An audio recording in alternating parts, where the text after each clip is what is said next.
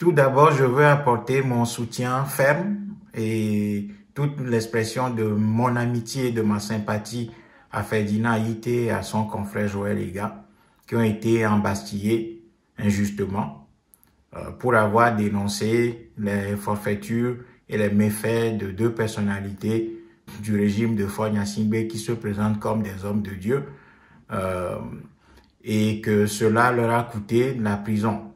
Donc, je veux d'abord leur adresser ici toute ma sympathie et tout mon soutien, le soutien du Mortra et le soutien de tous les combattants de la liberté dans notre pays et en Afrique et de par le monde. Ces gens, ils mènent le bon combat.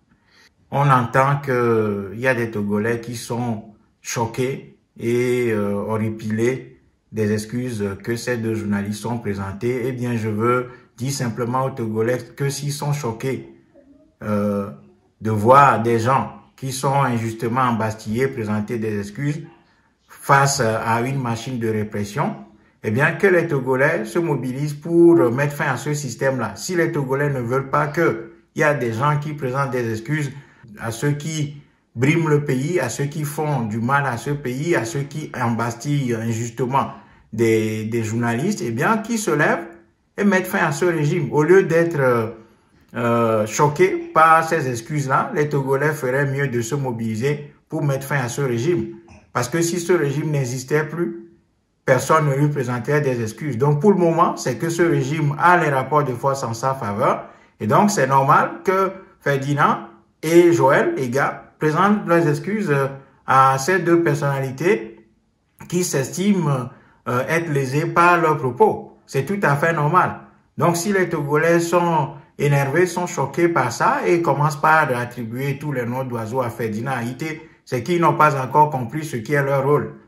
Voilà. Donc, Ferdinand Aïté et Joël Ega ont très bien fait de présenter leurs excuses à ces deux personnalités qui sont au cœur de la machine à corruption et de répression du système franco-gnassingbé au Togo. Donc, si les Togolais ne veulent pas que des gens présentent des excuses à ce régime, eh bien, qu'ils se lèvent pour mettre fin à ce régime.